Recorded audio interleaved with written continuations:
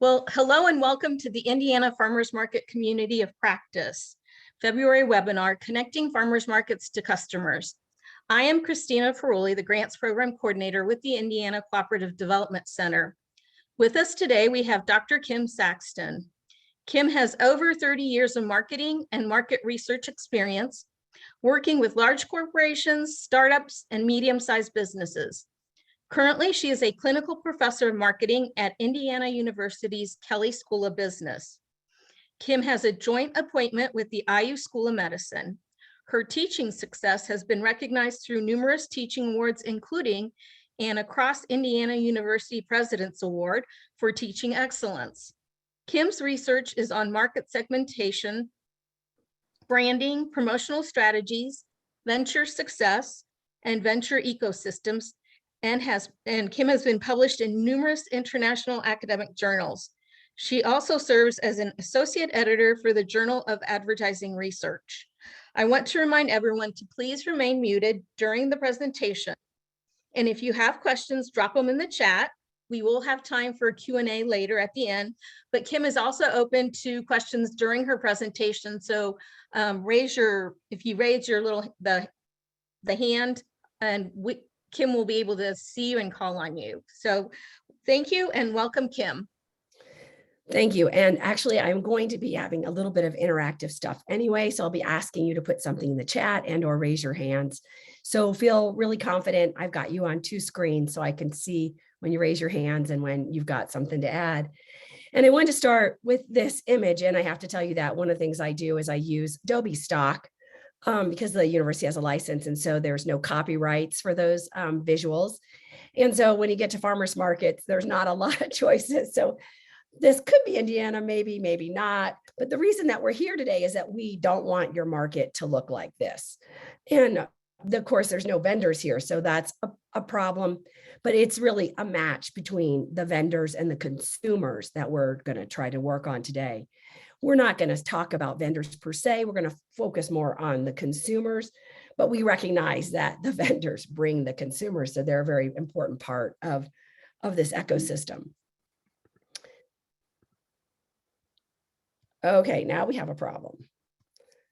I do not know how to advance this page.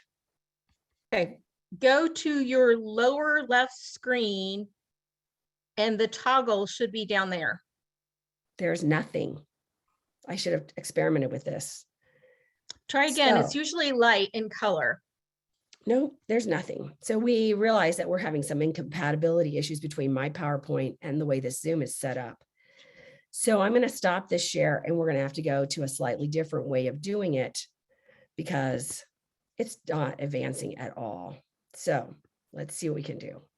I had problems. It's hard to see the advanced commands and I don't know what the Mac does with it. Please hang in there. I'm going to try and make this bigger. I don't know if the animations will work now. So that's the other challenge. And let's see if I can get rid of this. Interesting. Okay. Let me see if I share it, what we get.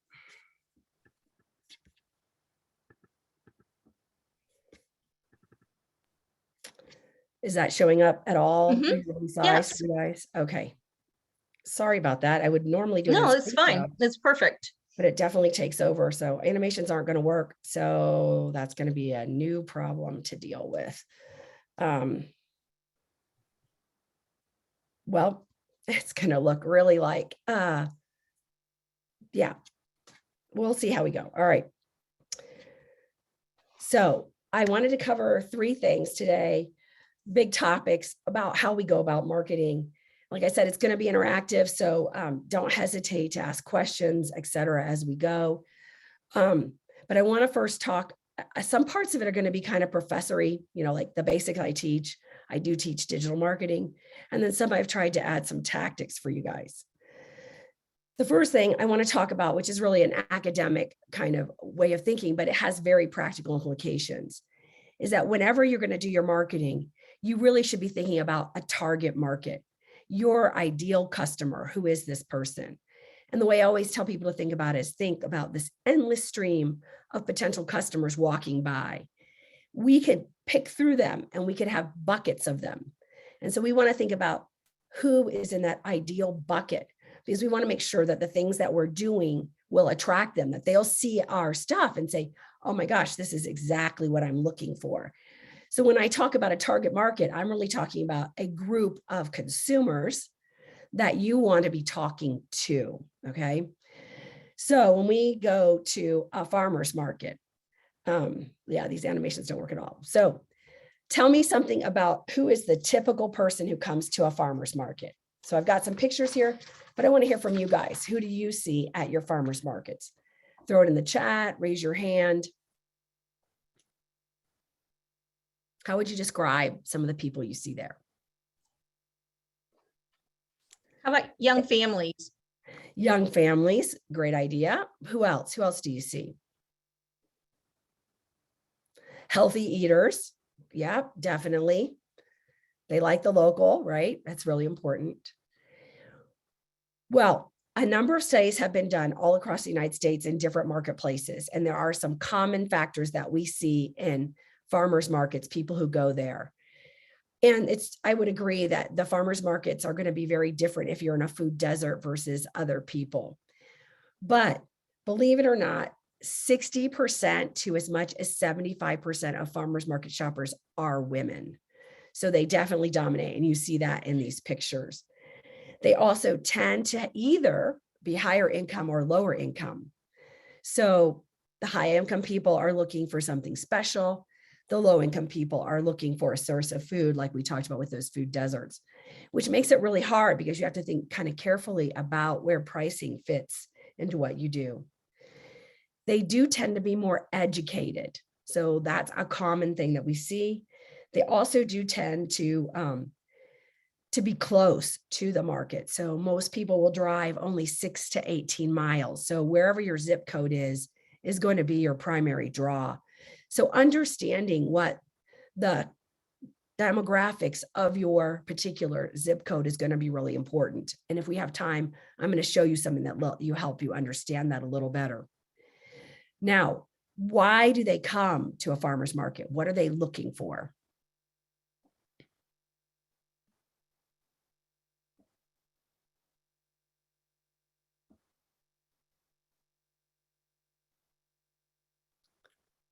Sense of community. Some might want to support the local. You hope they're looking for local, yeah, healthier eating, be able to use their SNAP cards. Great. I'm glad you pointed that out. I wasn't going to address that specifically.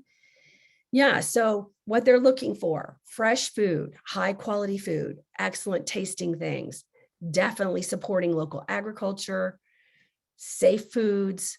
They like the social aspect, the whole organic, chemical, pest-free.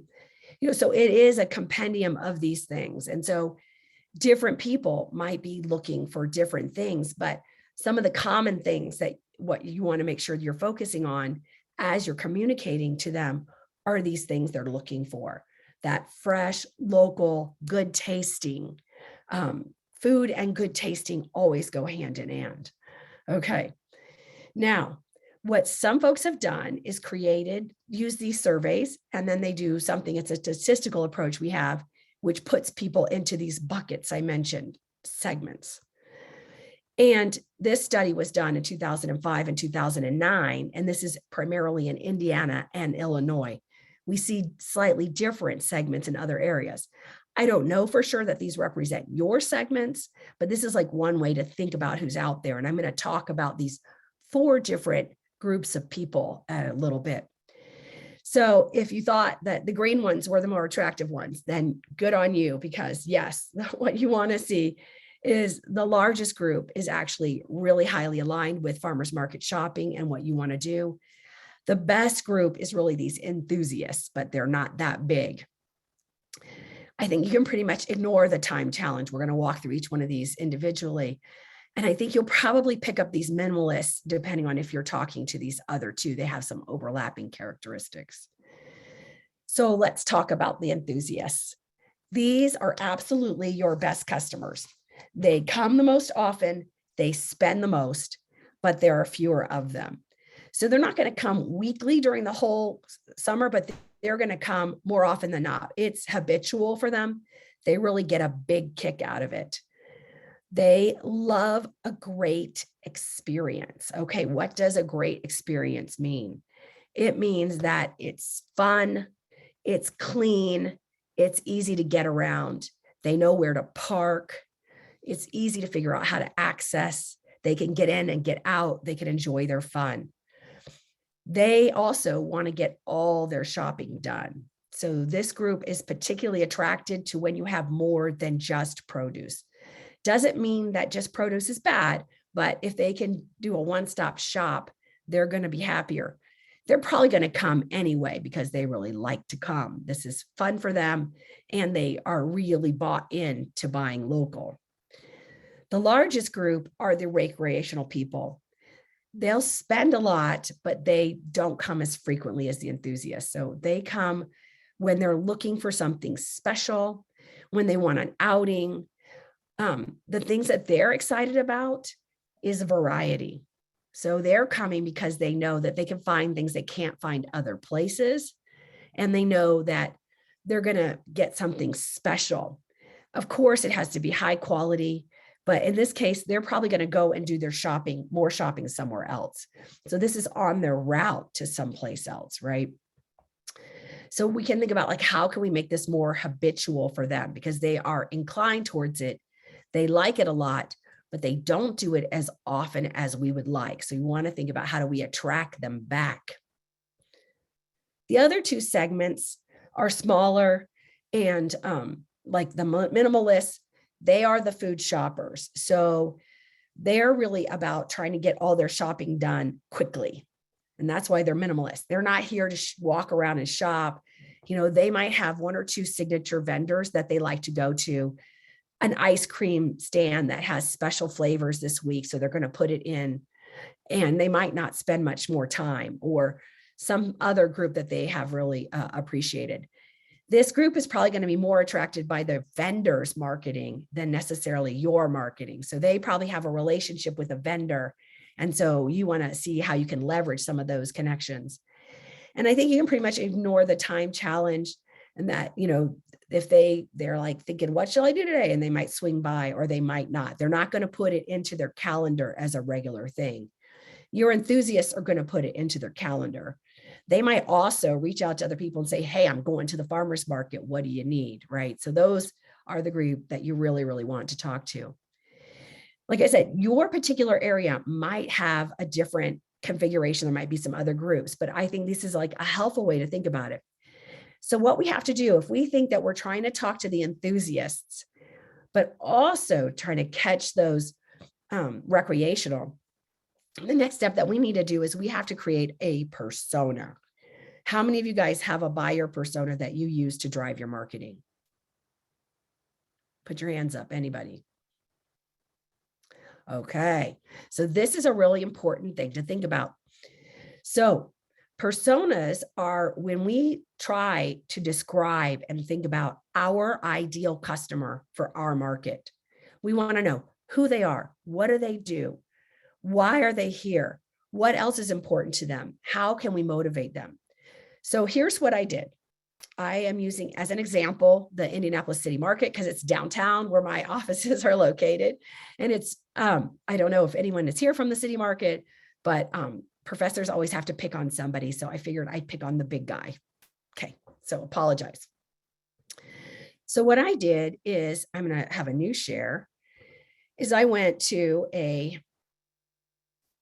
place called ESRI Tapestry Segmentation, and you can put your zip code in, and it'll tell you what the demographic characteristics of the people in your zip code are. So the City Market is in 46204, and I put this in, I get 55% of people are Metro renters, and 44% are secure Social Security set. That's that challenge we have in inner cities, where we're going to have both ends of the income spectrum. So what this will do, it'll tell you a little bit of something about your Metro renters. So these are residents in a highly mobile, educated market who live alone or with a roommate. Condos are located in the urban core city, fast growing segment. They have this little button called Learn More. So we're going to learn more. And it actually has a whole big old page, tells you a lot about these folks, 3 or 4 pages to give you a sense of who they are. Okay. So I pulled that up. It is a free resource. And I can send Christina the link to find it because it actually, every time I go to find it, I have to re-find the link. So I have it and I'll send it to her so you guys can find it. And by the way, if I wanted to go back here and look at the Social Security set instead, I could get this same information for the Social Security set, right? So they have it. There's about 67 of these lifestyle profiles. All right, I'm going to go back to my PowerPoint. It's going to take a second. We'll get back over here. All right. From that, I constructed a persona for the downtown indie market, thinking about those enthusiasts. So because they're metro renters, I call her Molly Richards. I just use alliteration just like that. So she's a Tapestry metro renter. That's 55% of the people in that zip code. She's 40. She rents an apartment because she likes the convenience of being downtown. She doesn't want to be tied down to a house. She loves her city and wants the inside scoop about it. Now that's really important. She's an enthusiast, right? So she wants to support the city. And so if I can feed her inside scoop about what's going on in my market and the vendors in it, she'll naturally respond to it. She's the assistant to the president of a major corporation making $67,000 per year.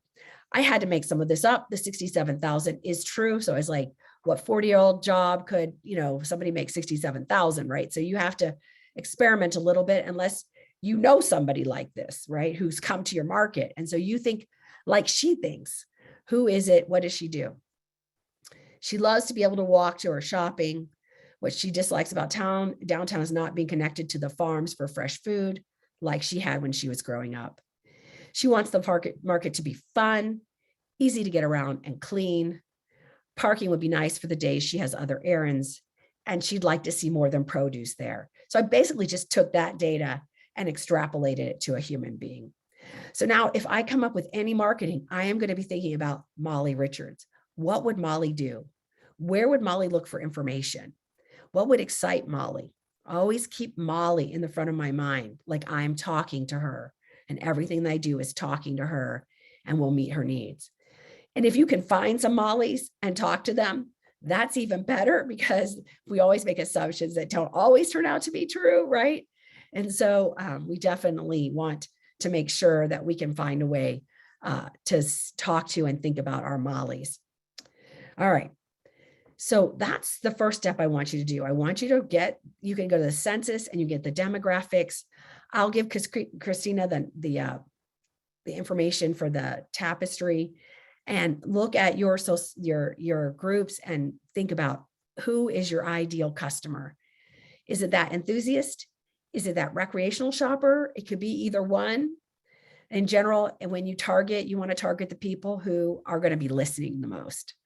So the ones who are most interested. But if you target those recreational, it might be that you attract them back and the enthusiasts will hear it anyway. So that's a choice you have to make. Or I just want you to come up with one buyer persona that you can really use to drive the rest of your thinking. Okay. So that kind of gets us to the end of segments, thinking about who your customers are and what they do. Anybody have any big questions before we move to our next section?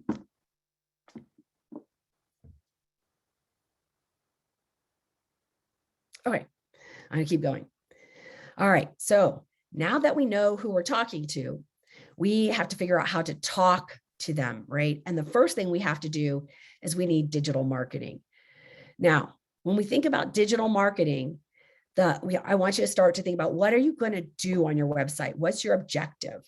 So the number one objective, and really a website tries to do 3 things for you: generate traffic, create conversions, and monetize those conversions.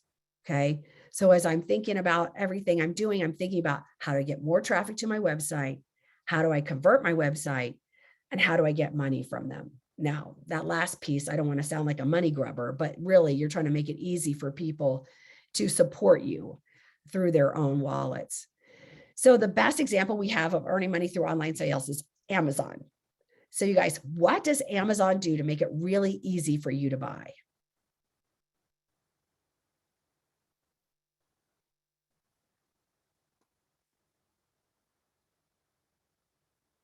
How about an annual membership? Right? Once I spent now $139, I'm pretty committed to continuing to buy. Great searches for products, one-click ordering for sure. An app, I'm not saying you have to go that far, but for sure the app helps.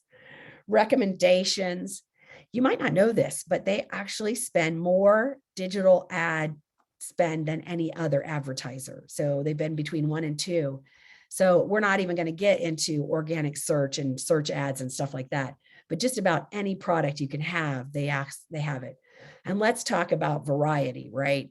I have almost come to think that if you can't find it on Amazon, it doesn't exist, right? All right. So you can do the same thing with your farmer's market. And I just pulled up one that clearly one of the main focuses here is on buying.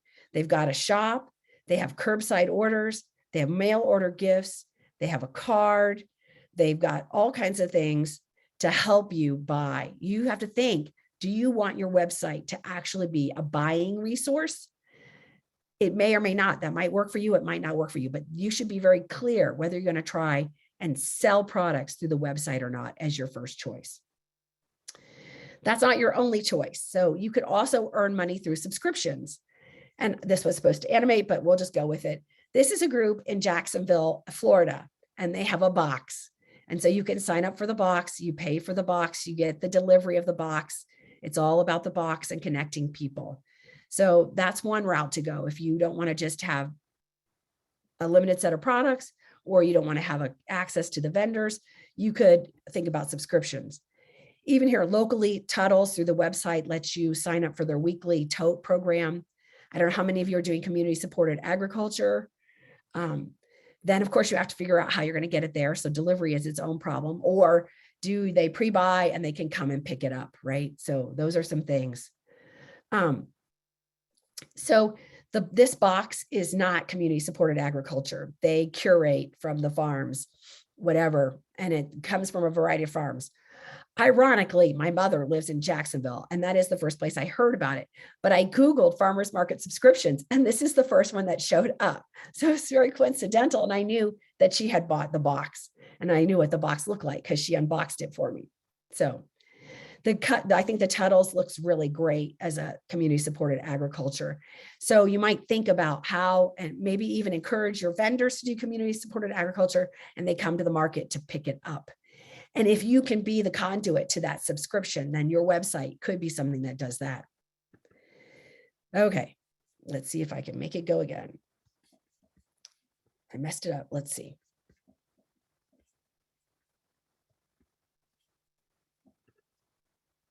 Okay.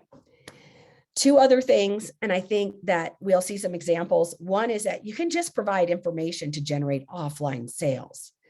And this is the Binford Farmers Market, and that's clearly what they're doing. You can't buy anything here. We're going to look at them in more detail, but they're just trying to provide information that gets you to come to the market. So that's where all of your commerce is going to happen. And then you could just support a cause. So donate is the main thing here. Binford also has donate. So think about if what you want people to do is make donations on your website, because you're going to configure your website a little differently depending on what it is that you want to get out of the website. And this one is probably not likely to happen for farmers markets, but I wanted to be complete, which is some people use their website purely for customer service. And I think most farmers markets are going to be more personal than customer service. So you have 7 objectives to choose from. You have to think really carefully, well, how do I want this website to work for me? Because remember, the goal of the website is going to be to generate traffic, convert that traffic, and somehow monetize it. Yeah, so it's a challenge, right? So great question in the chat, which is on the curated box, thoughts on setting up a drive-through for pickup versus get out of the car and pick up a farmer's market table. So I think that one of the things we've learned from this pandemic, and this is one of those things I preach, people have decided that they want to interact with you however they want to interact with you. So if you don't set up a table for drive-through, some people won't do it. If you do set up a table for drive-through, some people will only do it, right? And so one is you could figure out how to make everybody happy, right? Or if you have limited resources, you have to figure out what's in your best interests, right? Me, I'm pretty social engagement right now still. So if you don't allow me to drive up, I probably won't come. I don't think I've been to a farmer's market in a while, but I have been to Tuttle's because I can put myself stuff aside and just go and get it. So that's me. I might not be your typical customer. You're going to have to sort out. Now, one way you could do it is put it up, see how many people like it. If there's not enough traction, then you get rid of it, right? But it might be that it now attracts people. It also might be that people are ready to move back to farmers markets. I don't know. We're going to have to see what the next wave of COVID looks like. So I know we are all getting excited about mask mandates, but this is my hat as the professor at the medical school. Like the numbers are still not great. Like at the beginning of the pandemic, if we had today's numbers, we would be going crazy, right? So, I mean, they are down, but they're not great. But convenience seems to be the key. And so if somebody really does want to drive up, they will not shop at you, right? If someone's willing to come and you had drive up, I cannibalize. So that's a tough choice. And I think you're going to have to really feel your way through that. I wish I could give you better guidance.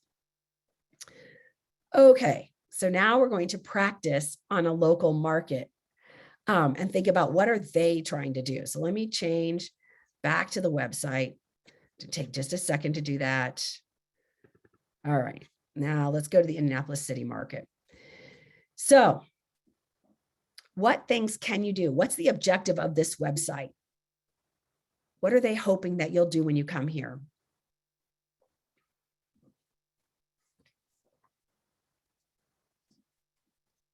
Anybody?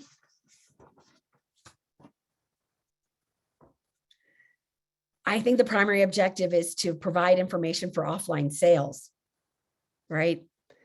You can't actually buy anything on this website, right? Yeah, I think she's pushing them to go to the market, which is an outdoor market. Here we go. Yeah. Yeah. So it's really about pushing people to come in, right? There's not very much you can do here. So got some hours. There are some other things you can do. You can book an event. You can learn about the Tomlinson Tap Room. You can donate. You can learn how to park. But all of this is about bringing people into the market for offline sales. They're not actually generating revenue here, which is a fine choice. I'm not advocating for one or the other. I'm just saying be very clear. They don't want to do e-commerce. They want to bring people to the market. So they're trying to show them what that market's going to look like in an attractive way that brings them in, right? Okay. So, and we know that the enthusiasts want to know where the parking is. So that's probably not a bad idea to make it easy for them to find you. And they've also got their market directory. So I'm not saying this is bad. I'm just saying that's what it is. They're not generating any revenue here. Back to PowerPoint. All right. Now, some of you are probably thinking, oh my gosh, it's so hard to build a website. Well, it used to be so hard to build a website. The first website that I built cost me $50,000. Now, things have gotten a lot easier. You no longer have an excuse to have a bad looking website. So these are all the best website builders that are out there. All of these are subscription, but look at these prices. $14 a month up to $29 a month. So for $150 to $350, you can have a pretty well-honed website. Now, for one of my websites, I use Squarespace because the designs are really easy to use. The templates are amazing. Some people love Wix. I mean, everybody has their favorite.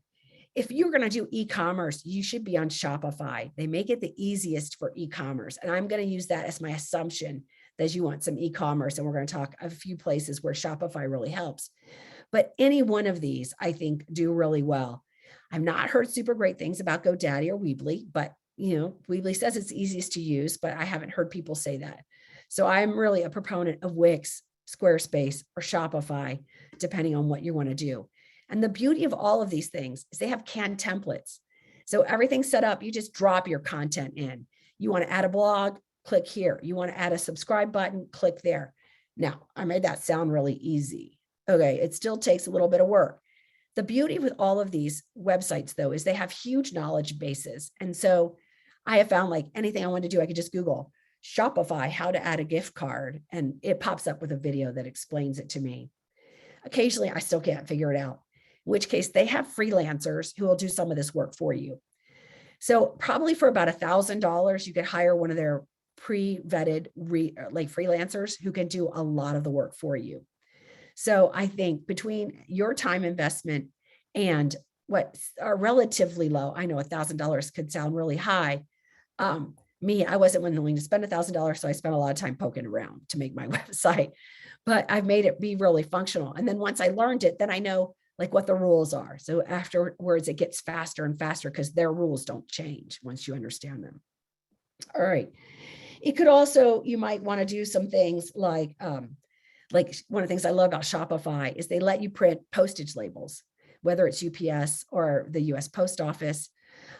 They also all set up credit card, point of service, gift cards, emails. They've got a lot of API and integrations that they've added on. And so you should pick your website builder first and then look.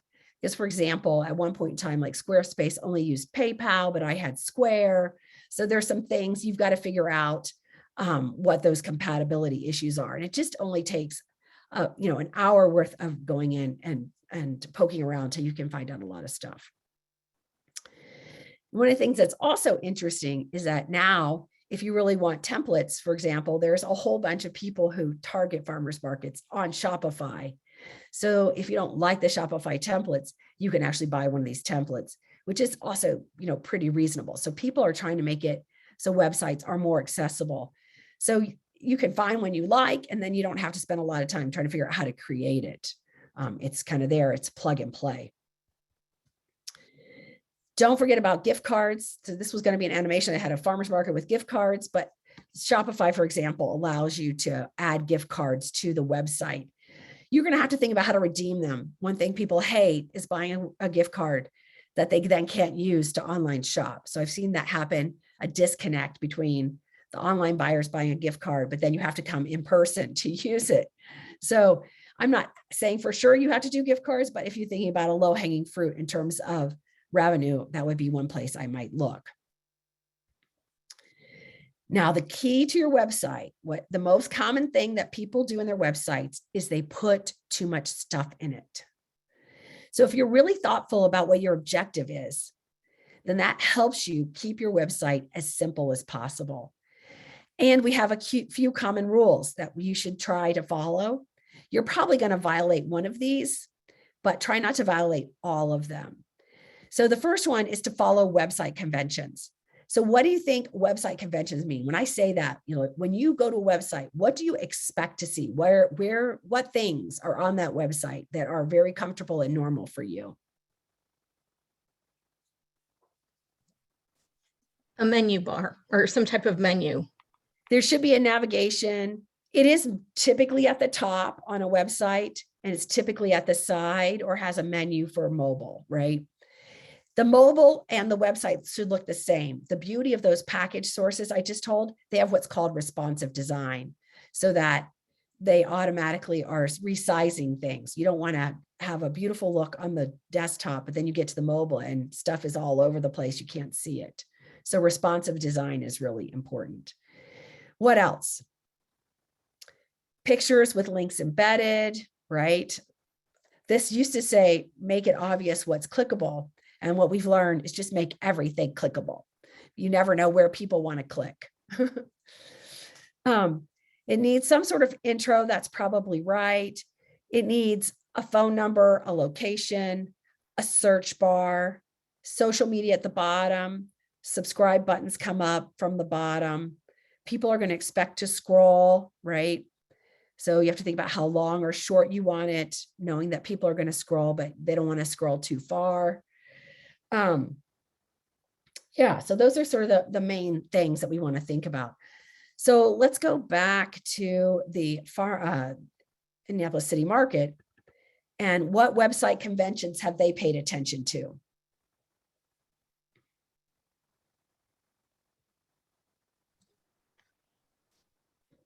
Their menu bar is really nice. The navigation is really or navigation bar. Yeah. The menu bars, we call it navigation in technical terms. Tons of pictures. You would expect it to be that. I forgot to mention that this logo should always get you back to the home page, right? So if I hit this, I'm going to be back at the home page. That should be something. They got their social media up here. They've got their donate button. My personal preference is to see the action you want taken on the right somewhere, usually the right bottom. Like it always drives me crazy where the action is at the bottom left. Like my eyes don't go there. They go to the right. You definitely want your logo there. They've got some news happening here. So there's some really good things. If we scroll all the way down, they've got all the contact information and the subscribe here. So those are things you want to do to make it easy to people to find what they're looking for. Okay, back to PowerPoint. You want to break up the pages. So there's visual hierarchies. I think we saw that because they had the main pictures and then they had other sections. And actually in their sections, they had what we call click-through CTAs. So those were really good.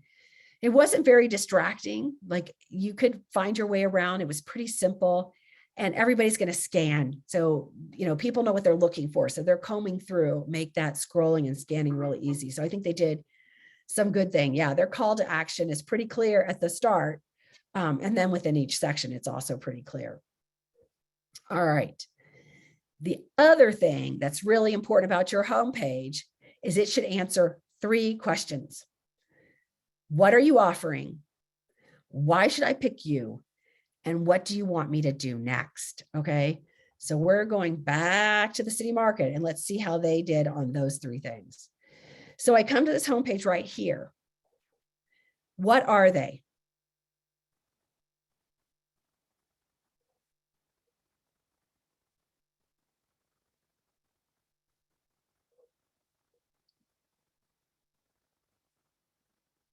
I'll go even one step farther. Let's click into the original farmers market. The 3 things is what are they? What are you? What are you? What are they? Let's start with that one. What are they? A farmer's market. It's the original farmer's market. I don't really know what that means. I don't know if they're talking to themselves or talking to me with that one, but it's the farmer's market. If I scroll down a little bit, I get more. Okay. So why should I pick them? That's question 2. Why should they pick you? So would that be that next statement, their little tagline? I think that they are trying to do that here. We're in the heart of the Midwest with all kinds of products and more. They could probably simplify that, right? We have to scroll down and read a whole lot. And then it goes on to explain why it's original, right? So we want that why pick me to pop out more because people have choices and we want them to know why they're coming here. You have to decide what it is the most important, exciting thing about what you're offering and make that really crystal clear. It could be your location, could be your specific vendors. It could be events that you're holding. It could be the day of the week, right? Whatever that is, like make it really obvious. When is this farmer's market?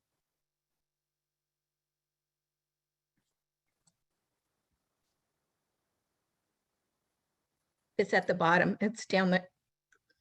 It's right There it here. is. Yeah. Pretty far down. Mhm. So might think about that. All right. The third thing is, what do you want me to do? So now I'm here at the farmer's market. What am I supposed to do? What's the first thing that leaps out at you that says, click me? Thing that leaps out at me is donate. Oh, yeah. Do they really want people to come and donate? Like, I'm sure they don't mind. But whatever is the most important thing. Now, when I scroll down this section, the most important thing is to become a vendor. They've taught me really quickly. Orange is the call to actions.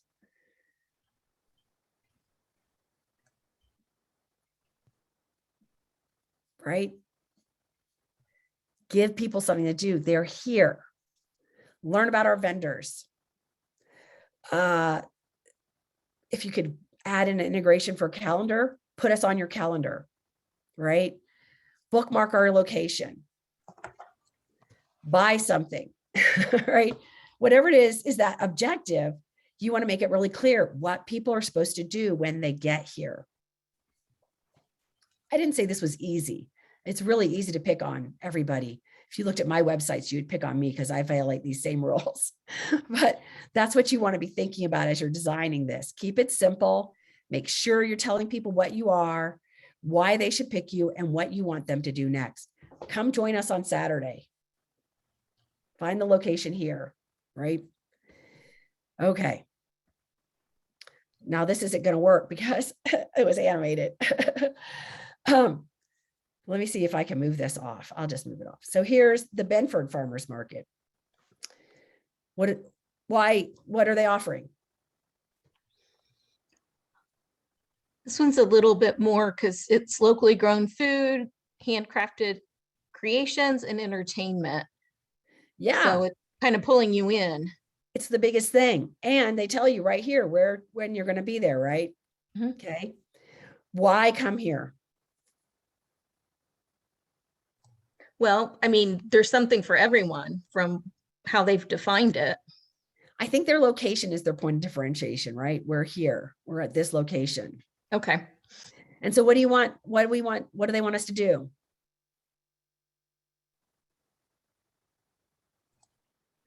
Check out the vendors. Check out the vendors, share our ideas. Oh, okay. I don't know. Like there's 3. So you should simplify this to be really clear. What's the one thing? Become a vendor. Yeah. Yeah. So and maybe that is the point of the website, is for your vendors. That seems like mostly they're talking to their vendors, not talking to their consumers. So that's just something to think about. Now, this is Marketwagon, and they make money because they sell for other people. So what is it? It has 2,500 local farmers and artisans, right? Why? Because they can deliver to you. What do they want you to do?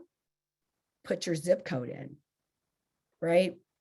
Got to keep it simple. I'm not saying either of these are perfect, but keeping it simple is the key. All right, now I got to figure out how to make this advance again. There we go. All right. Those are the big rocks or nuggets I want you to think about with your digital. What are you trying to accomplish on the website?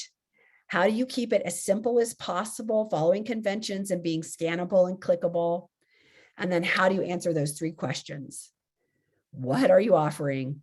Why pick you? What do I do next? Right? That's what your homepage really needs to answer. Once you have your website up and running, what we always advocate for is using the website as the hub of your digital marketing.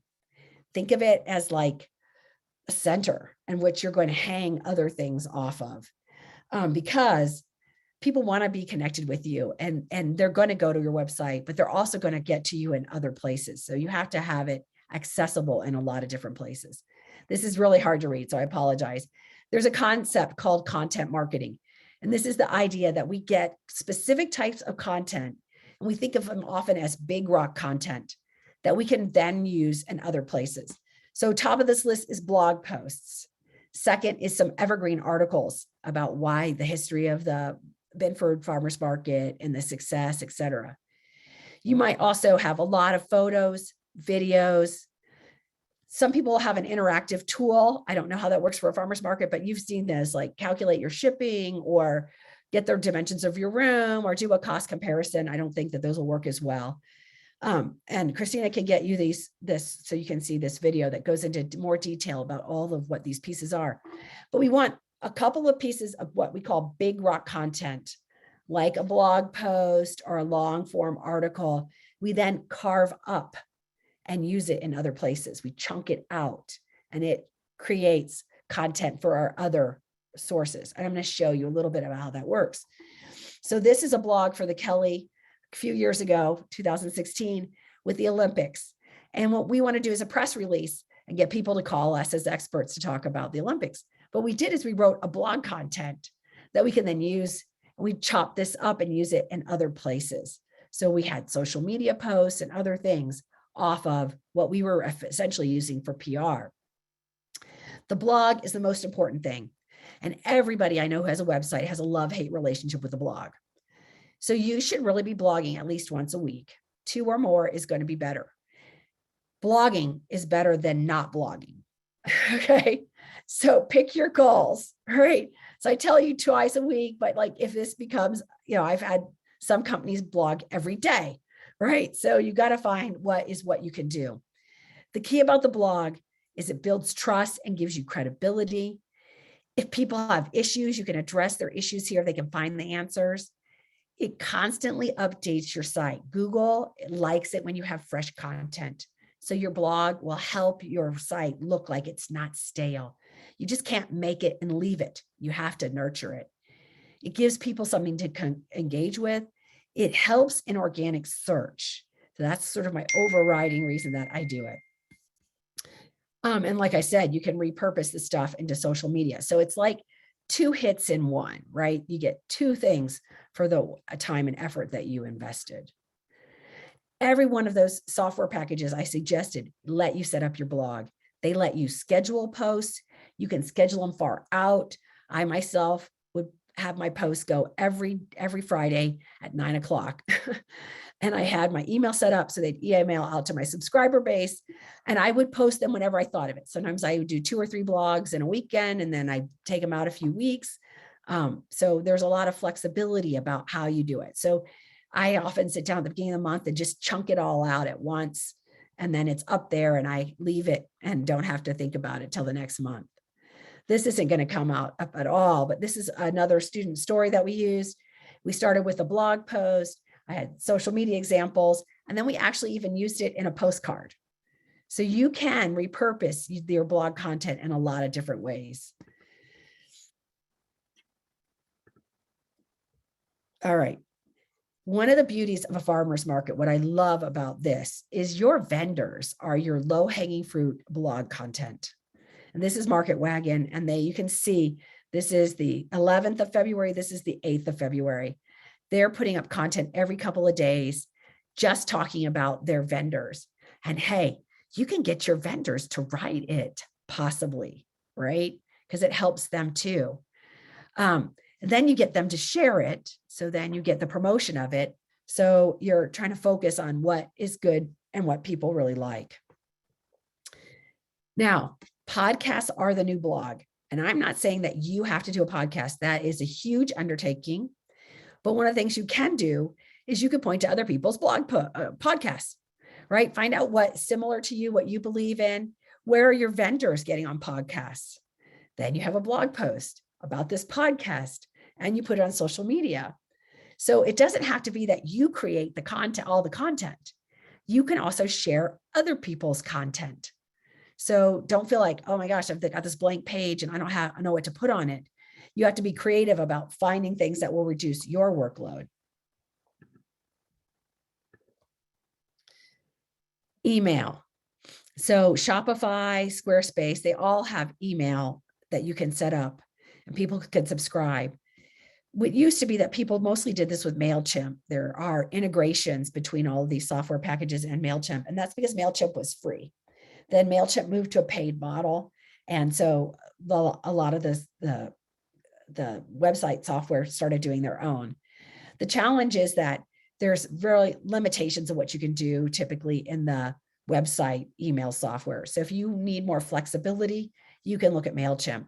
Some parts of it are still free. Like for my website, the free parts are good enough for me. It has a better CRM than Squarespace does, but you decide. I just want to make sure you know all the tools that are available to you. The goal is to just have some email so that you are talking to people, that you remind them that you're here. The kinds of things that you can do: sales, when you open, announcements, news, highlight your vendors, repurpose your blogs. So these are emails from Marketwagon, which you might think, gosh, those look a lot like the blog posts. Well, they did. As soon as they did a blog post, they then sent it out as an email. Reminders that it's coming up, reminders about things that you've bought in the past. And sometimes with Marketwagon, I actually get emails from the vendors themselves. So, it's time to go get your blueberries again, right? So you might think about how you do that. Now, here's the biggest pain that I find with blogs, websites, and social media, and I just want to be upfront and honest about it. No two packages have the same size requirements. That's what this is showing you, that every single one of them have different sizes of things. So when I do something, I probably spend about a half an hour to an hour trying to get the sizes right and resizing so I get all the things that I need to do.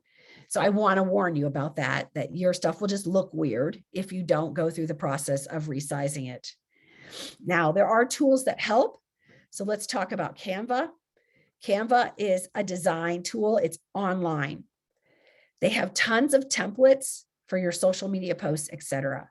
So what I do is I just grab my thing, I open up their template, and I put my picture on it, and it resizes it for me. And then I save it as, whatever it is for Instagram, whatever it is for Facebook, YouTube, whatever. It also lets you do things that are kind of hard to do.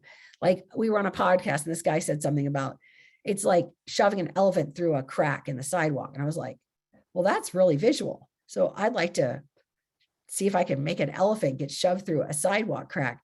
Well, of course, that graphic did not exist, but I was able to go into Canva, get a sidewalk crack, and get an elephant and put the elephant in the sidewalk crack. And it worked pretty well. It took me about 15 minutes. They have a paid version of this, but I find I can do almost everything I want on the free version. So I've never bothered to pay for it. You might need more flexibility. There's the premium is free for nonprofits. That's super exciting. Now I wish I had a nonprofit. The other one I want to tell you about is Buffer. Buffer is a social media publishing platform. So you can hook up your social media accounts and you can schedule your posts for a month out. So you make your blog and then you put in Buffer your social media posts that come off that blog. It is free for your first 3 channels. Otherwise, it's about $5 a month. So that's $60 a year so that you can simplify your amplification. There are other new competitors to Buffer that have come out. Hootsuite used to be free and now they're like pretty expensive paid. But Buffer is one that has a really good track record, but you can look around and probably find cheaper ones. And they might also have a freemium version for nonprofits. I don't know, but I want to make sure you know about those 2 tools that will help in your communicating with consumers. Okay. Visual. It does need to be visual. You do not need to hire a fancy photographer. I mean, most of our cell phone cameras are really great. There might be sometimes that you do want one. I got all these off of Adobe stock free to me at the IU. They also have some paid plans. I don't know exactly what they are, but it's an experience. It's got to be very visual. It's more important to set up the right shot than to have a bunch of crappy shots. Okay. And here's the example I always give for this. My husband and I went to Arches National Park out in Utah. We waited in line for 45 minutes to get up and get our picture in the arch. We hand our camera over to somebody to take a picture. They took a picture of us as big as we could be. You can't see the whole arch. Why do I want to be in the arch if I don't get the whole arch? Right? The setup of the shot is really important. So think about what aspects of your farm you want to show. Variety. Do you use close-ups? They use portrait mode here to blur the background because they want to focus on the flowers, right? Of course, you have to be fair. Make sure everybody gets their picture in there, right? Because of course, when you do their picture and do a shout out to them, they'll also share it on their social media. So don't forget to shout out to them. All right. And you might even find out what social media they have. And then lastly, don't forget about video. Again, those cell phone cameras are so helpful for us. Let's see if you guys can hear Just that. cooking up one of our favorite dinners from Marketwagon. These are tomato basil chicken meatballs from Old Major Market and a pesto cream sauce. These are a must-have, you guys. Pretty straightforward, 6 seconds. Doesn't need to be long, just a little snippet. You can ask people to share videos. Now, one wacky thing about video is, believe it or not, there's 2 different ways to take video. You can take your video with your phone like this or your phone like this, right? So social media, you want to be vertical. YouTube, any TV is going to be landscape, horizontal. So think about that a little bit. All right. You can pay people to do video too. I think it's a great idea to partner with your local high school art group or photography club or a community college or a group like that, students love to get out and practice, and you can run contests, and then their families are going to come to see what pictures they took. So you can always think about contests as a way to communicate with them. The most important thing is to make it a conversation. So I come through hundreds of social media posts, and these are the 2 that had the most comments. And that is because they asked a question. Comment below if you want to try this delicious vegan recipe. So you can only get the recipe if you commented, right? So give people a reason to interact with you. Over here, what local goods are you cooking up for the big game? Again, 11 comments. Now, don't be discouraged if you don't get shares and comments. People are pretty lazy, so they only do it when they're passionate, but they definitely don't do it unless you ask for it. And every post can't be a question. You have to mix it up. You have to have some informational, some interactive. People like variety, but don't be afraid to ask them questions. Even if there's a bad answer that comes back, if you answer that bad answer, then you're interactive and you get bonus points because you listened. Okay.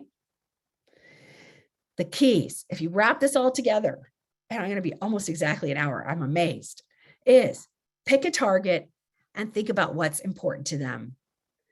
Create that persona of your target so you know who you're talking to.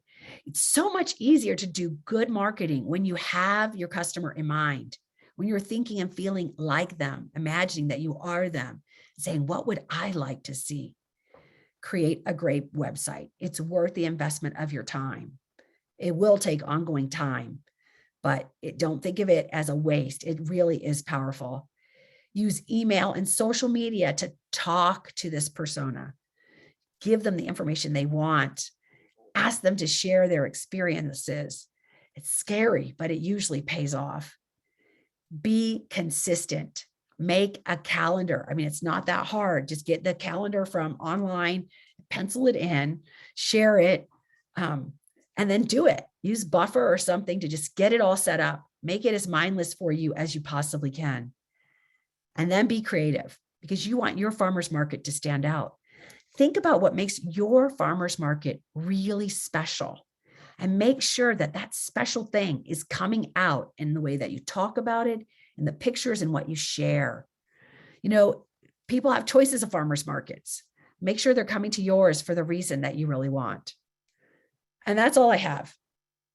So this is what you want your farmers market to look like, not the first one, right? Do we have any questions? I know we're right up at 1 o'clock, but if anybody has anything they'd want to ask Kim.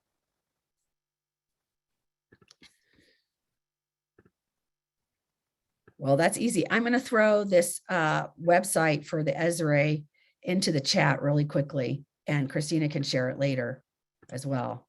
Yeah, thank you. I'll definitely do that. Thank you. Yeah. Well, I know this was a wonderful presentation. Lots to think about. Yeah. And now is a good time to plan it. Your Google link too. The Google link. Which Google link do you mean? The other ones came off of this one. So that's the link I just gave you guys, is that long drawn out one. ESRI. Oh, I know which one you're talking about. You're talking about from the slides. Let me go back to that slide. The content marketing. Give me 1 second. All right. And you're welcome to reach out to me if you have some questions, if there's some way I can help. I don't do a lot of farmers market marketing, but I'm willing to try. Here's the other one about content marketing. There you go. Awesome. I'll share those in the follow-up email with everyone. So thank you all for participating. And I know we're just a little bit over 1 o'clock. So I wish you all a great afternoon, and we'll catch you on the next webinar.